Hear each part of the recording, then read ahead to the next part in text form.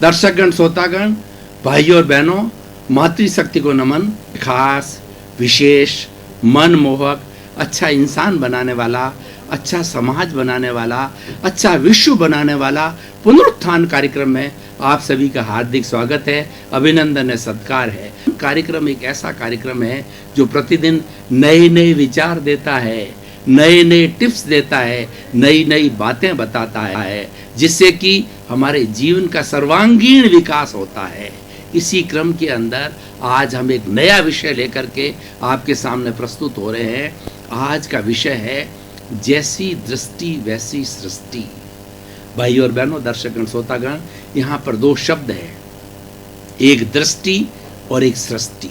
दृष्टि का अर्थ होता है समझ, एक दृष्टि का अर्थ होता है सामान्य देखना। सामान्य देखना होता है वो बाहर की दृष्टि होती है, और जो भीतर की दृष्टि होती है वह समझ कहलाती है। और सृष्टि का मतलब होता है कि हम खुली आंखों से बाहर क्या देखते हैं, हम जो कार्य करते हैं वो किस रूप के अंदर परिणति होती है। और सृष्टि का अगर हम वर्णन करें तो ये पूरा चराचर जगत सृष्टि कहलाता है। ये नेचर महासृष्टि कहलाती है, जिसके अंदर 84 लाख जीवा योनि के प्राणी बसर करते हैं और वो अपना जीवन यापन करते हैं। सृष्टि बहुत व्यापक है। सृष्टि एक ऐसा सहारा है, सृष्टि एक ऐसा बसेरा है, सृष्टि एक ऐसा माध्यम है जिसके अंदर संपूर्ण जगत के सारे जीव जो है वहाँ पर अपना जीवन यापन करते हैं और अपने कर्मों के अनुरूप अपना अपना अभिनय करते हैं। कहा जाता है कि रंगमंच ये जगत है, कर्म खिलावन हार, नाना रूप बनाए के और चेतन खेलन हार। कि ये पूरा जो रंगमंच है, पूरी जो दुनिया है एक रंगमंच के समान है। और इसके अंदर प्राणी जब जन्म लेता है तब से लगा करके मृत्यु तक जो है वो अपने कर्मों के अनुसार अभिनय करता है और उसका समय समाप्त होकर के चला जाता है। जैसे कि अभिनय किया जाता है, हर एक का अपना अपना रोल होता है और रोल के अंदर उसका निर्धारित समय होता है। उसी तरीके से मनुष्य का अपना निर्धारित समय होता है, वो अपना रोल इस सृष्टि के अंदर पूरा करके चला जाता है। लेकिन ये जो सृष्टि में व्यक्ति जीता है और मरता है वो कर्मों के अधीन है।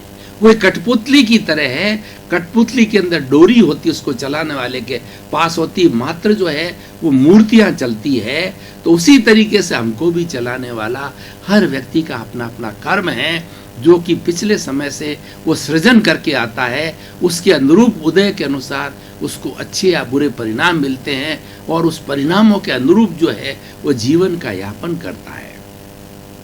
जैसी दृष्टि वैसी सृष्टि को हम कई एंगल से टेस्ट करेंगे। नंबर 1 तो ये है कि व्यक्ति भीतर अगर अपने आप में अच्छा सोचता है, अगर व्यक्ति ईमानदार है, अगर व्यक्ति संत पुरुष है, यदि व्यक्ति किसी को दुख नहीं देने वाला है, न्यायप्रिय है, तो उस व्यक्ति को सारी दुनिया न्यायप्रिय नजर आएगी। सारी दुनिया में संतता नजर आएगी, सारी दुनिया में ईमानदारी नजर आएगी। और एक व्यक्ति बुरे विचार वाला है, कामुक व्यक्ति है, तो उसकी नजर सब कामुकता के ऊपर पड़ती है। संत पुरुष होता है, उसकी नजर किसी भी स्त्री के ऊपर पड़ती है तो वो संत पुरुष सोचता है, अगर छोटी होती है वो तो उसको बेटी के समान समझता है, बराबरी उम्र की होती है तो बहन के रूप के अंदर, और बड़ी होती है तो माँ और जो है दादी के रूप में उसका चिंतन करता है, उसको देखता है।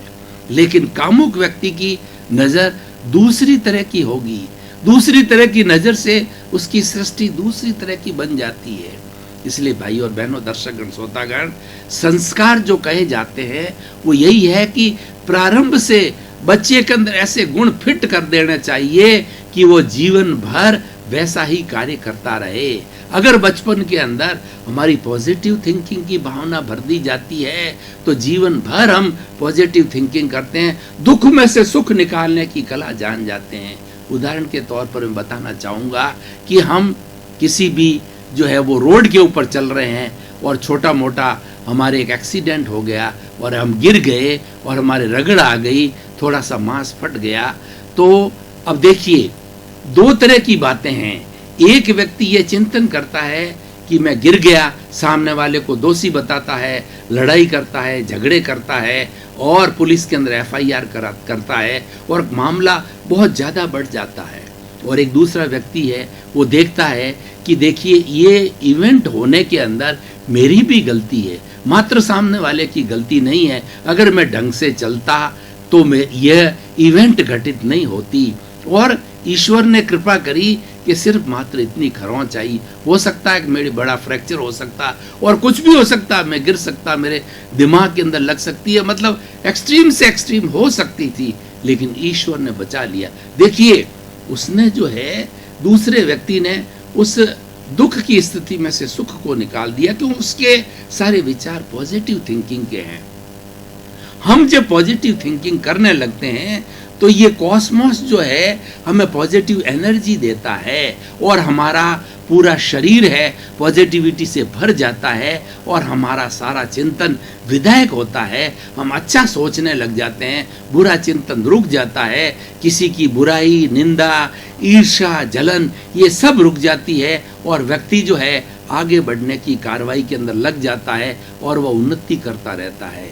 इसलिए भाई और बहनों, दर्शकगण, श्रोतागण, ये जो आज का एपिसोड है वो इतना सुंदर एपिसोड है कि इस एपिसोड को हमें लोगों तक ले जाना चाहिए और खास करके हमारी युवा पीढ़ी है उसके सामने इसको रखना चाहिए कि आप प्रारंभ से, जब से आप जो है कॉलेज की पढ़ाई पूरी करके और आप जो है वो कार्य की दहलीज पर पैर रखें, कमाने लग जावें या सेवा करने लग जावें, तभी से अपने विचारों को बहुत उच्च रखो, बहुत सुंदर रखो और ऊंचाई तक विचारों को ले जाओ। उसके ले जाने से हमारा विकास होगा।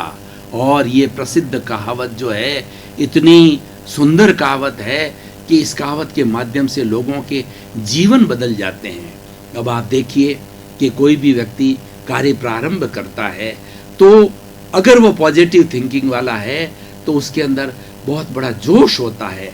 पहले वो चिंतन करता है, थोड़ा मनन करता है और फिर सारा क्रियान्विति के अंदर लग जाता है और उस व्यक्ति के अंदर एक जोश पैदा होता है, उसके अंदर एक जुनून पैदा होता है, इस कार्य को मुझे अच्छी तरह से संपन्न करना है और इस कार्य के अंदर मुझे अच्छी से अच्छी प्रगति करनी है।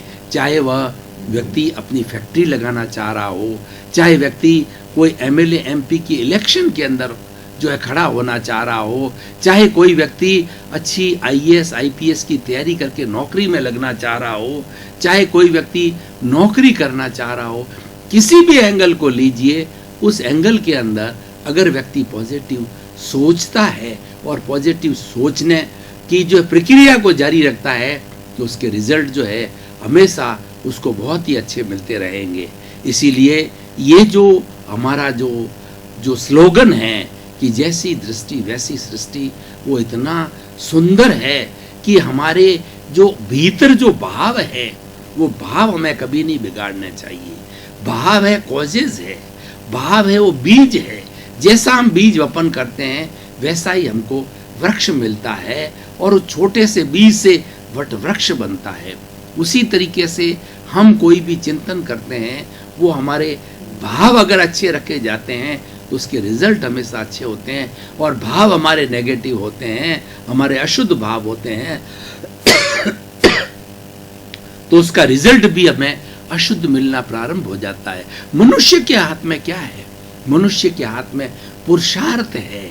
और उस पुरुषार्थ क्या है?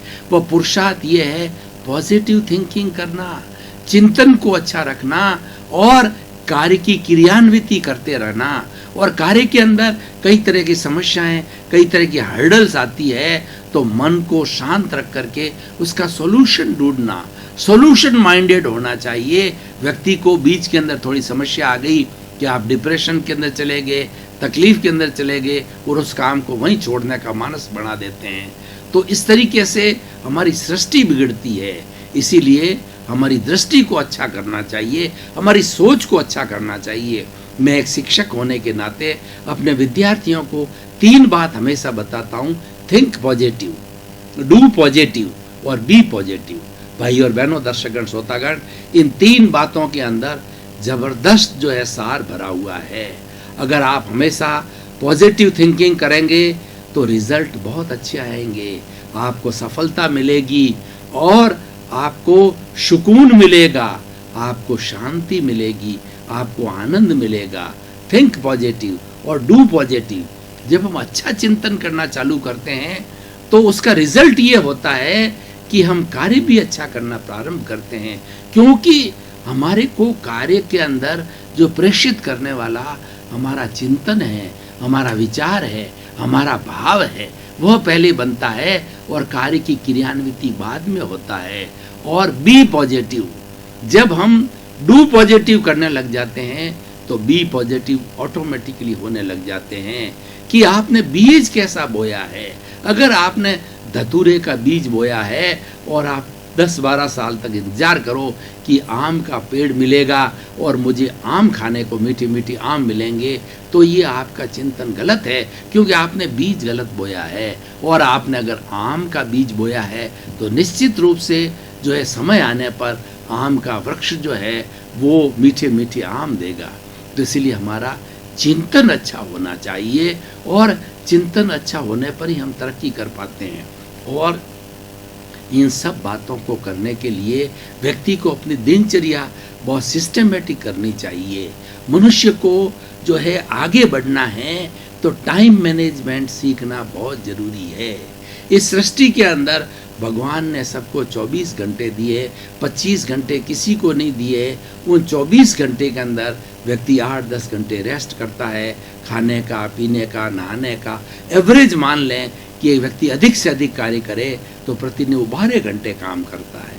अब 12 घंटा के काम के अंदर उसको अपनी प्लानिंग करनी है। पहले तो ये देखना है कि जो कार्य किया जा रहा है वह कार्य किसी को कष्टदायक तो नहीं है।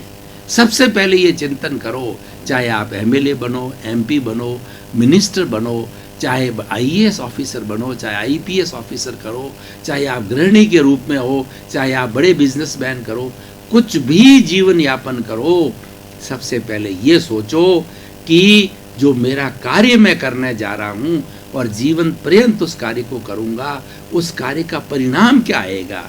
क्या वह कार्य समाज विरोधी तो नहीं है? क्या वो कार्य मेरे भाइयों को, मेरे मित्रों को जो है वो कष्ट देने वाला तो नहीं है?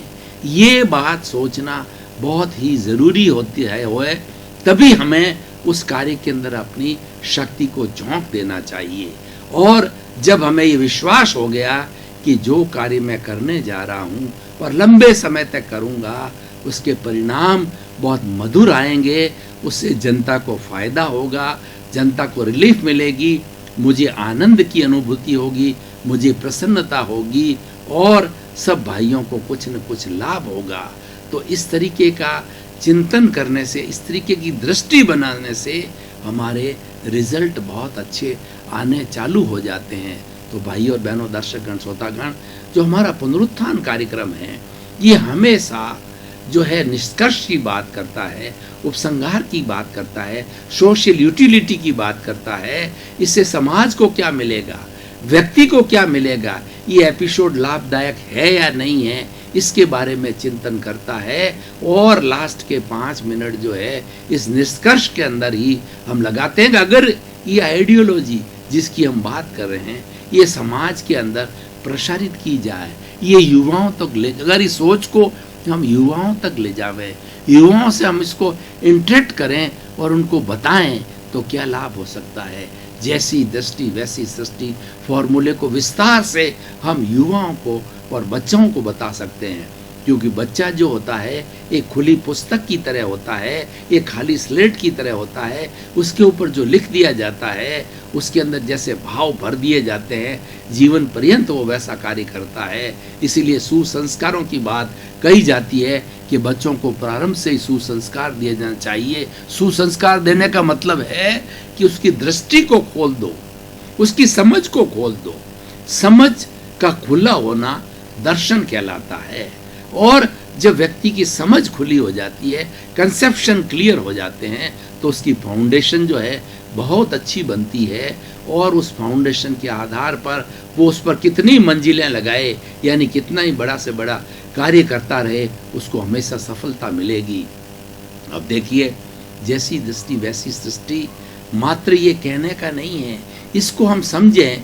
अगर एक व्यक्ति अच्छा संत पुरुष है और ईमानदार व्यक्ति है और अच्छा जीवन यापन करता है, तो चारों तरफ जब वो नज़र दौड़ाएगा तो उसको सब लोग ईमानदार दिखेंगे, सब लोगों में उसको संतता महसूस होगी और सारा चराचर जगत जो है उसको प्योर नजर आएगा।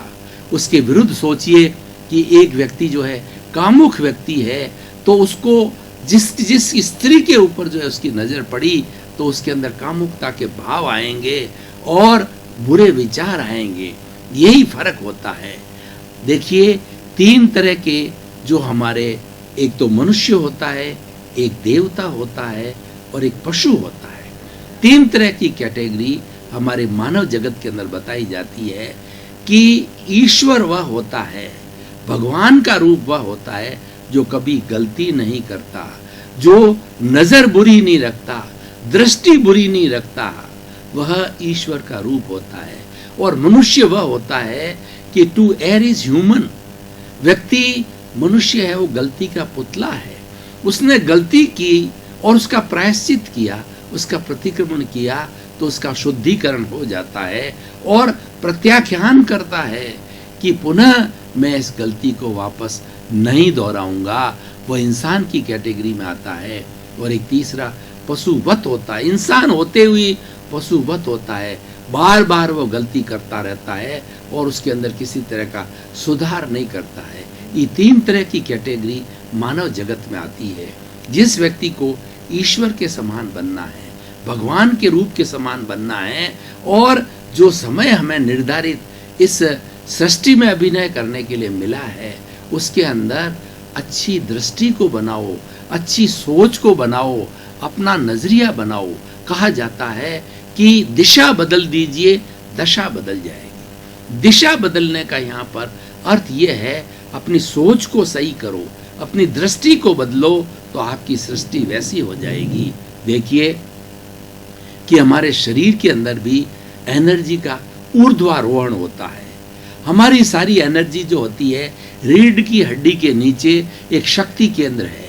उस शक्ति केंद्र के नीचे एनर्जी का पूरा तालाब भरा पड़ा है, पूरा समुंदर है। सामान्य व्यक्ति, पशु पक्षी उस एनर्जी को भोग विलास, खान पान, कूकर सूकर करत है, खान पान रस भोग, तुलसी व्रथा न खोइए यह तन भजने योग्य।